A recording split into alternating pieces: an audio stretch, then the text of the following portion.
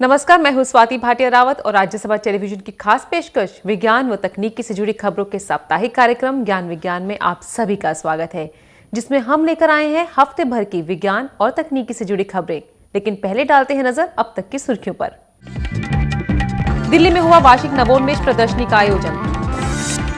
भारतीय वैज्ञानिक ने सफलतापूर्वक बनाया विश्व का पहला नैनो फर्टिलाइजर। प्राचीन भारत की हड़प्पन और सिंधु घाटी सभ्यता 200 साल के लंबे सूखे के कारण हुई थी खत्म। 30,000 साल से बर्फ में दबे वायरस अब भी हो सकते हैं संक्रामक। वैज्ञानिकों ने दी चेतावनी, आने वाले समय में मौसम हो सकता है और भी अप्रत्याशित।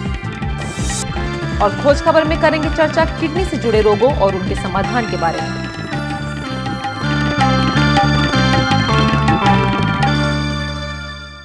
और अब खबरें विस्तार से। राजधानी दिल्ली में 7 से 13 मार्च तक वार्षिक नवोन्मेष प्रदर्शनी का आयोजन किया गया, जिसका उद्घाटन किया राष्ट्रपति श्री प्रणब मुखर्जी ने। हफ्ते भर चले इस वार्षिक आयोजन में देश भर के इनोवेटर्स ने अपने उत्पादन को प्रदर्शित किया। पेश है ये रिपोर्ट।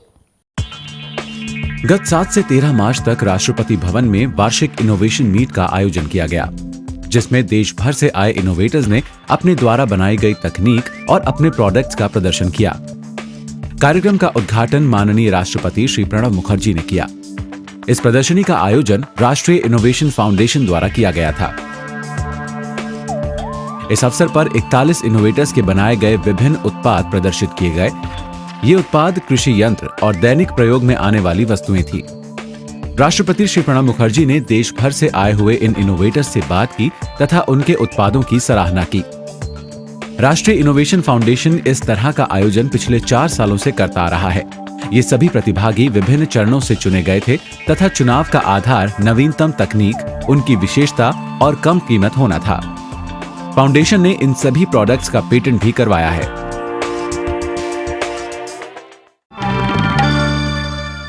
भारतीय वैज्ञानिक डॉक्टर जेसी तरफदार ने पहली बार नैनो फर्टिलाइजर बनाने में सफलता हासिल की है।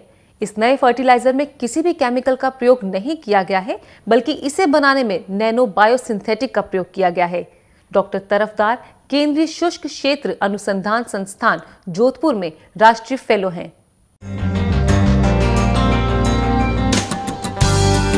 भारत विश्व का दूसरा सबसे बड़ा उर्वरक उपयोगकर्ता देश है। भारत गैर यूरिया उर्वरकों की आपूर्ति के लिए पूरी तरह आयात पर निर्भर है।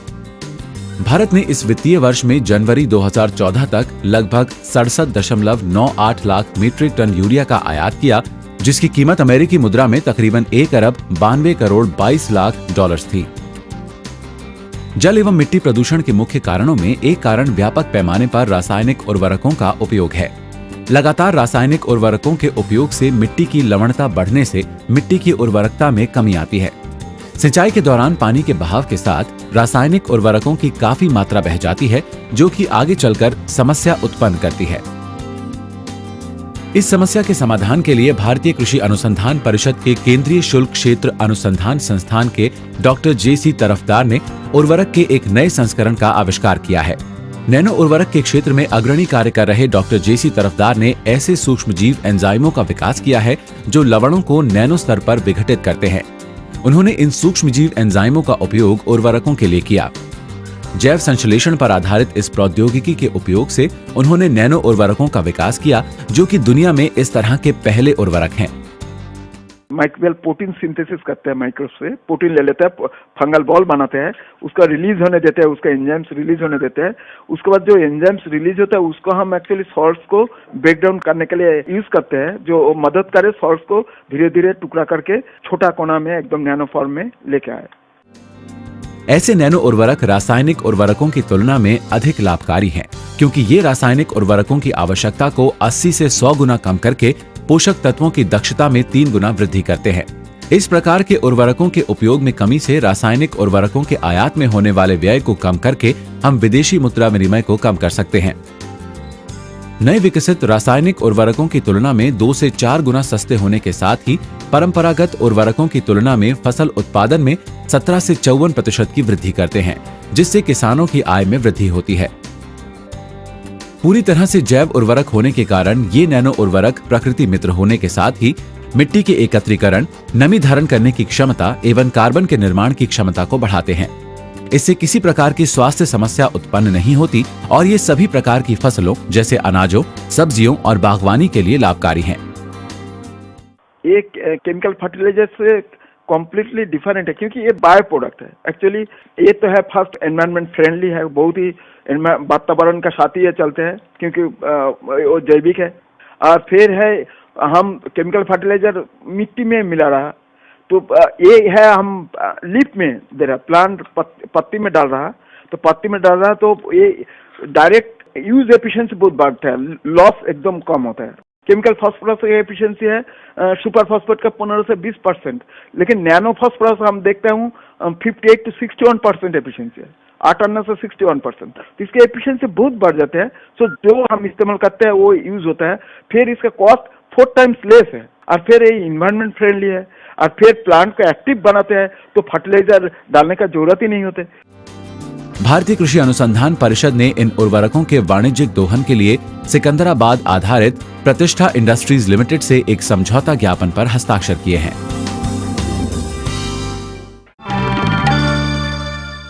प्राचीन भारत की हड़प्पन और सिंधु घाटी सभ्यता 200 सालों के खतरनाक सूखे के कारण खत्म हुई होगी। इस बात का खुलासा किया भारतीय मूल के पैलियो क्लाइमेटोलॉजिस्ट डॉक्टर यामा दीक्षित ने। उन्होंने प्राचीन झीलों के तली में जमे मिट्टी के आइसोटोप्स को स्टडी किया और इस बात पर चर्चा की। आइए देखते हैं हमारी ये रिपोर्ट। एक अत्यंत रोचक शोध से शोधकर्ताओं को पता चला है कि तकरीबन 4200 साल पूर्व लगातार 200 सालों तक अकाल पड़ने के कारण सिंधु सभ्यता लुप्त हुई। केम्ब्रिज विश्वविद्यालय में कार्यरत भारतीय मूल की प्रसिद्ध पैलियो क्लाइमेटोलॉजिस्ट डॉक्टर यामा दीक्षित के मार्गदर्शन में कार्य कर रहे शोध समूह ने ये खोज की है। उन्होंने ये खोज सिंधु सभ्यता के उत्तर पूर्वी क्षेत्र यानी हरियाणा में स्थित कोटला धारा की एक प्राचीन झील से प्राप्त अवसादों के आधार पर की है। कोटला धारा एक बंद बेसिन है जो केवल बारिश के पानी या फिर बाहरी बहाव से भरता है। खोजकर्ताओं ने इस झील में पाए जाने वाली तलछट की परतों की उम्र रेडियो डेटिंग तकनीक से पता की और उन परतों में फंसे छोटे घोंघों के कवचों की संरचना का भी अध्ययन किया। ये कवच कैल्शियम कार्बोनेट से बने थे, जिसे एरागोनाइट भी कहा जाता है, जो कि ऑक्सीजन के 1 या 2 प्रकारों में बदल जाते हैं, जिन्हें ऑक्सीजन 16 या ऑक्सीजन 18 कहते हैं। सूखे के समय ऑक्सीजन 16, जो कि ऑक्सीजन से हल्का होता है, तेजी से वाष्पित होता है, जिससे झील में शेष बचा पानी और घोंघे के कवच में ऑक्सीजन 18 की मात्रा अधिक हो जाती है। शोधकर्ताओं ने पाया कि वो अवसाद जो 4200 से 4000 वर्ष पहले के हैं, उनमें ऑक्सीजन 18 की मात्रा तुलनात्मक रूप से अधिक है। इससे उन्होंने ये निष्कर्ष निकाला कि उन 200 वर्षों के दौरान गर्मियों के समय होने वाली नियमित बारिश नहीं हुई, जिसके कारण उस समय भयानक सूखा पड़ा होगा, जो सिंधु घाटी सभ्यता के विनाश का कारण बना। सिंधु घाटी सभ्यता को हड़प्पा सभ्यता के नाम से भी जाना जाता है। हड़प्पा सभ्यता कांस्य युग की सभ्यता थी जो सिंधु नदी के साथ आसपास विकसित हुई। आज का उत्तर पश्चिमी भारत और पाकिस्तान इस सभ्यता के हिस्से थे। ये सभ्यता विश्व की सबसे पुरानी सभ्यताओं में से एक थी। सिंधु घाटी सभ्यता एक प्रमुख सभ्यता होने के साथ सुव्यवस्थित शहर के कारण प्रसिद्ध है, जिसमें नालियों का निर्माण उन्नत तरीके से किया गया था। उम्मीद है कि ये खोज सूखे के पुराने भौगोलिक रिकॉर्ड के अंतराल को भी पाटेगी, लेकिन फिर भी अभी ये प्रश्न अनसुलझा है कि 4200 वर्ष पहले किस प्रकार जलवायु में ऐसा परिवर्तन आया होगा।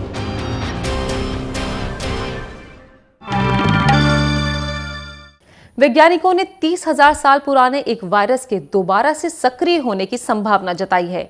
माना जा रहा है कि ग्लोबल वार्मिंग के कारण ध्रुवों पर बर्फ पिघलने से वहां जमे वायरस सक्रिय हो सकते हैं, जिससे नई बीमारियों का खतरा और भी बढ़ सकता है। हाल ही में ग्लोबल वार्मिंग के प्रभाव के साक्ष्य के रूप में 30,000 वर्ष पुराना जाइंट वायरस फिर से सक्रिय हो सकता है, जो एक अप्रत्याशित घटना होगी। इस वायरस का नाम पिथोवायरस साइबेरिकम है। इस वायरस को शोधकर्ताओं के एक समूह ने उत्तर पूर्वी साइबेरिया के बर्फीले क्षेत्र चुकोटका ऑटोनोमस रीजन में खोजा है। यह अनुमान लगाया गया है कि यह वायरस तकरीबन 30,000 सालों से इस बर्फीले क्षेत्र में फ्रीज है। इस पिथोवायरस की लंबाई तकरीबन 1.5 माइक्रोमीटर और चौड़ाई 0.5 माइक्रोमीटर है। पैंडोरा वायरस की खोज के बाद ये सुझाया गया कि एम्फोरा शेप्ड वायरस शायद आइकोसाहेड्रल वायरस 2 जैसे विविध वायरसों जैसे हैं, जो आज विश्व में सर्वाधिक व्यापक हैं। ये अध्ययन दर्शाता है कि अभी भी सूक्ष्मजीवों से संबंधित जैव विविधता के बारे में हमारी समझ अधूरी है। ऐसे सूक्ष्मजीव भी हैं जो नए वातावरण में भी अस्तित्व में रह सकते हैं। ऐसे वायरस भी हैं जो आर्कटिक क्षेत्र में बर्फ के नीचे मिट्टी में प्रतिकूल परिस्थितियों में भी पूरे भौगोलिक समय यानी हजारों लाखों सालों तक जीवित हैं। इस खोज का सार्वजनिक स्वास्थ्य के क्षेत्र में महत्वपूर्ण प्रभाव होगा। अनुसंधानकर्ताओं के अनुसार ग्लोबल वार्मिंग और ध्रुवीय क्षेत्रों में खनन एवं ऊर्जा स्रोतों के दोहन जैसी मानवीय गतिविधियों के कारण बर्फ पिघलने से खतरनाक वायरस फिर से सक्रिय हो सकते हैं, जिसके कारण जीवन पर संकट भी मंडरा सकता है।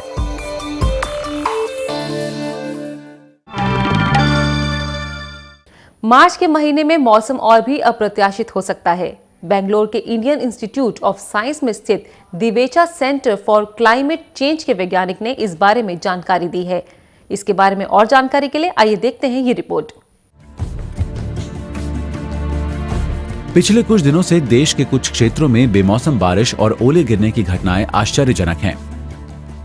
बड़े आकार के ओलों के गिरने से आंध्र प्रदेश में तकरीबन 10 लोगों की मौत होने के साथ ही वारंगल, कर्नाटक के बिदर, महाराष्ट्र के नासिक और औरंगाबाद में लाखों एकड़ फसल बर्बाद हुई।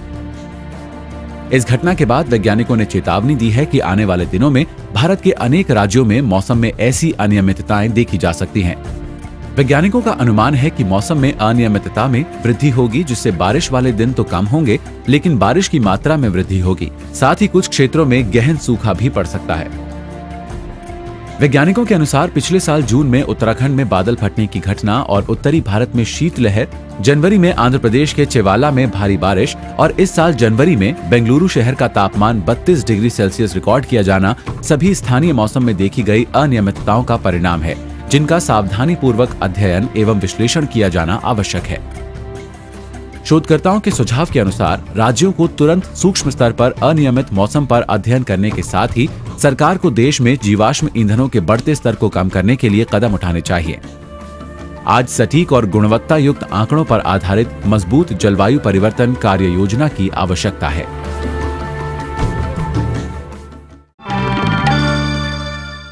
तो अभी वक्त है एक छोटे से ब्रेक का। जल्द हाजिर होते हैं, देखते रहिए ज्ञान विज्ञान।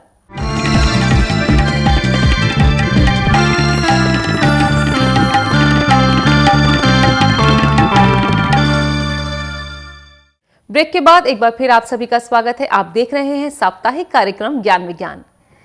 आइए अब नजर डालते हैं देश भर में होने वाली कुछ अन्य मुख्य वैज्ञानिक गतिविधियों पर।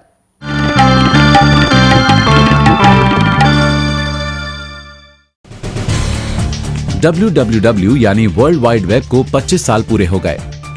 12 मार्च 1989 को सर्न में काम करने वाले ब्रिटिश कंप्यूटर वैज्ञानिक टिम बर्नर्स-ली ने इसका प्रपोजल दिया था। एशिया में चिड़िया की एक अनोखी प्रजाति मिली है। ये खोज रॉयल सोसाइटी के जर्नल बायोलॉजी लेटर्स में छापी गई है। ये चिड़िया हिमालय के दक्षिण क्षेत्रों में पाई जाती है। जाने माने इंटेल साइंस टैलेंट सर्च पुरस्कार पाने वाले 10 छात्रों में से 12 भारतीय मूल के हैं। इस प्रतियोगिता में जॉर्जिया के आनंद श्रीनिवासन 8वें स्थान पर तथा मैरीलैंड के शॉन दत्ता 10वें स्थान पर रहे और इन दोनों को $20,000 हजार के पुरस्कार से नवाजा गया।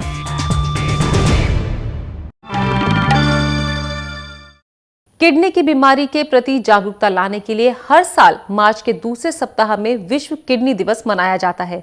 इस दौरान विभिन्न कार्यक्रमों द्वारा लोगों को इससे जुड़ी जानकारी प्रदान की जाती है। किडनी से जुड़ी बीमारियां और उनके इलाज के बारे में और जानेंगे अपने इस खास सेगमेंट खोज खबर में।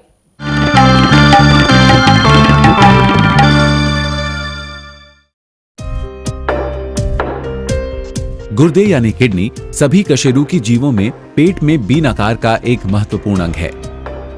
किडनी हमारे शरीर में अनेक आवश्यक कार्यों को करते हुए हमारे समग्र स्वास्थ्य में महत्वपूर्ण भूमिका निभाती है। प्राकृतिक फिल्टर की भांति कार्य करते हुए किडनी मूत्र के माध्यम से अपशिष्ट पदार्थों को हमारे शरीर से बाहर निकालने, शरीर में इलेक्ट्रोलाइट्स के स्तर को बनाए रखने के साथ अम्ल क्षार अनुपात और रक्तचाप को संतुलित करती है। पिछले कुछ सालों में जीवन शैली एवं भोजन संबंधी आदतों में परिवर्तन के कारण किडनी से संबंधित विभिन्न बीमारियों में इजाफा हुआ है। इन बीमारियों में पथरी, किडनी में संक्रमण एवं कैंसर सहित किडनी फेल होने जैसी गंभीर बीमारियां शामिल हैं। इसीलिए किडनी और इससे संबंधित विभिन्न बीमारियों संबंधी जागरूकता के प्रसार के लिए हर साल मार्च के दूसरे बृहस्पतिवार को विश्व किडनी दिवस मनाया जाता है। विश्व किडनी दिवस नेफ्रोलॉजी की अंतर्राष्ट्रीय संस्था और international federation of kidney foundation द्वारा संयुक्त रूप से आरंभ किया गया एक प्रयास है। पहला विश्व किडनी दिवस 2006 में मनाया गया था और इस साल विश्व किडनी दिवस 13 मार्च को मनाया गया। जनमानस में किडनी के स्वास्थ्य संबंधी जागरूकता के प्रसार के लिए पूरे विश्व में 88 देशों में विश्व किडनी दिवस मनाया गया। हाल ही में हमारे देश के 12 शहरों में किए गए एक अध्ययन से पता चला कि प्रत्येक 100 में से 17 भारतीय किडनी संबंधी बीमारी से ग्रस्त हैं। यदि हमने किडनी से संबंधित बीमारियों की रोकथाम पर ध्यान नहीं दिया तो ये संख्या धीरे धीरे और बढ़ सकती है। वी हैव इवेल्युएटेड कि हमारे यहाँ स्टोन्स के कितने पेशेंट्स हैं कंट्री के अंदर। There are more than 5 million patients of stones in the country. हमने स्टडी करी है, Rajasthan is one stone belt, Haryana और Punjab that is another kind of stone belt. मतलब ये कि स्टोन बनता है वहाँ पे कुछ अलग कारणों से, राजस्थान में अलग कारणों से। देन महाराष्ट्र और सौराष्ट्र में किसी दूसरे कारण से बनता है, स्टोन बेल्ट है। ईस्ट इंडिया में किसी दूसरे कारण से बनता है, हिली एरिया में किसी दूसरे कारण से बनता है।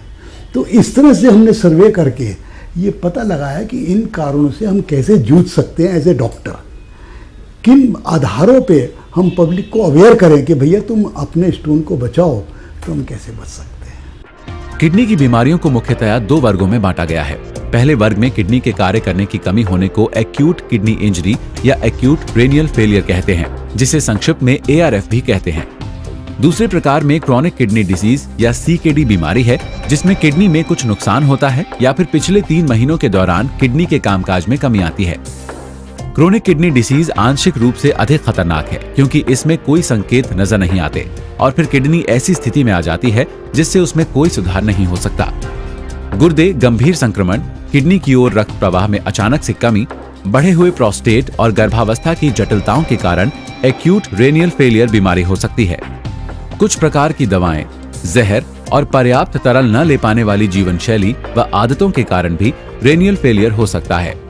किडनी की गंभीर बीमारी का कारण मधुमेह, उच्च रक्तचाप, वंशानुगत कारण और बुढ़ापा भी शामिल है। स्वयं प्रतिरोधी बीमारियों, यूरिनरी संक्रमण और कुछ काउंटर दवाओं को भी क्रोनिक किडनी डिसीज का कारण माना जाता है। गुर्दा रोगों के मुख्य लक्षणों में शरीर में पानी को धारण करने की क्षमता में कमी के कारण पैरों और आंखों के आसपास सूजन आने के साथ ही पेशाब की आवृत्ति में परिवर्तन शामिल है।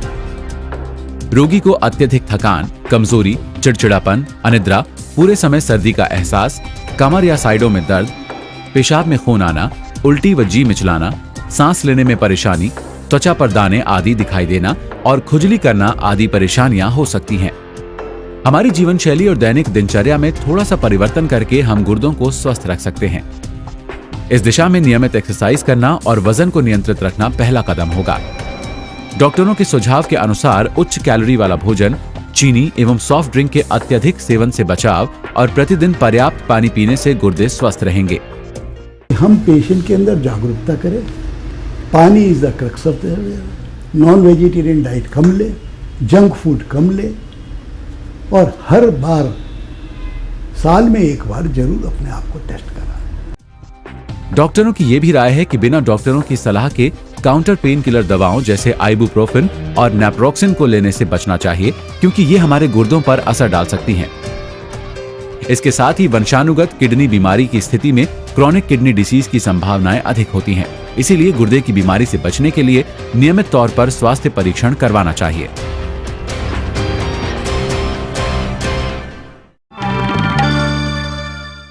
और क्या है इस सप्ताह के इतिहास में विज्ञान का योगदान, जानेंगे अपने सेगमेंट इतिहास के पन्नों में।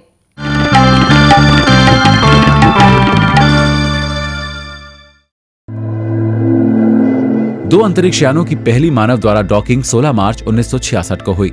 2 अंतरिक्ष यानों की पहली डॉकिंग जेमिनी 8 और मानव रहित एगेना लक्ष्यत के मध्य संपन्न हुई। जेमिनी 8 की कमान नील आर्मस्ट्रांग के पास थी। डॉकिंग में 2 अंतरिक्ष यान भौतिक रूप से संपर्क में आते हैं और उन दोनों के बीच एक लिंक स्थापित होता है।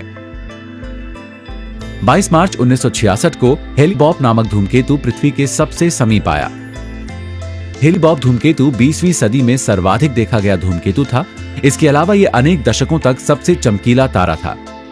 इसे सबसे पहले यूनाइटेड स्टेट के 2 व्यक्तियों एलन हेली और थॉमस बॉब ने 23 जुलाई 1995 को देखा था। ये लगातार 18 महीनों तक आंखों से दिखाई दिया था। 23 मार्च 1929 इस दिन प्रसिद्ध रेडियो खगोल विज्ञानी एवं रेडियो खगोल विज्ञान के अग्रणी वैज्ञानिकों में से एक प्रोफेसर गोविंद स्वरूप का उत्तर प्रदेश के ठाकुरद्वार नामक स्थान पर जन्म हुआ। पुणे के निकट स्थापित giant metre wave radio telescope एवं ओटी रेडियो टेलीस्कोप की संकल्पना, डिजाइन एवं स्थापना में प्रोफेसर गोविंद स्वरूप की अग्रणी भूमिका थी। वो national centre of radio astrophysics के सेंटर निदेशक के पद से सेवानिवृत्त हुए।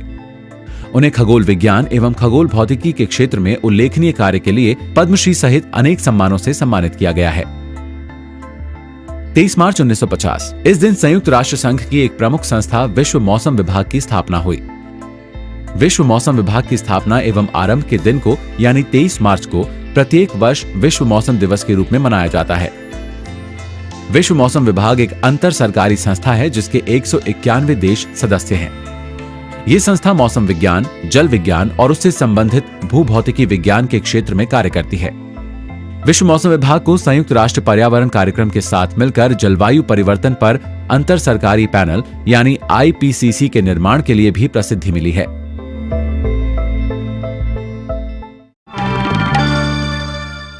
तो ज्ञान विज्ञान में आज इतना ही। आपको हमारा ये कार्यक्रम कैसा लगता है, इसके बारे में आप अपने सुझाव और प्रतिक्रियाएं हमें ईमेल कर सकते हैं।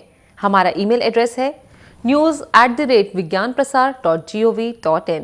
आप चाहें तो हमें खत भी लिख सकते हैं। हमारा पता है विज्ञान प्रसार, C24, कुतुब इंस्टीट्यूशनल एरिया, नई दिल्ली 110016। तो आज के लिए इतना ही। विज्ञान और तकनीकी से जुड़ी खबरों के इस साप्ताहिक कार्यक्रम में अगले हफ्ते फिर मुलाकात होगी। तब तक के लिए हमें दीजिए इजाजत और देखते रहिए राज्यसभा टेलीविजन। नमस्कार।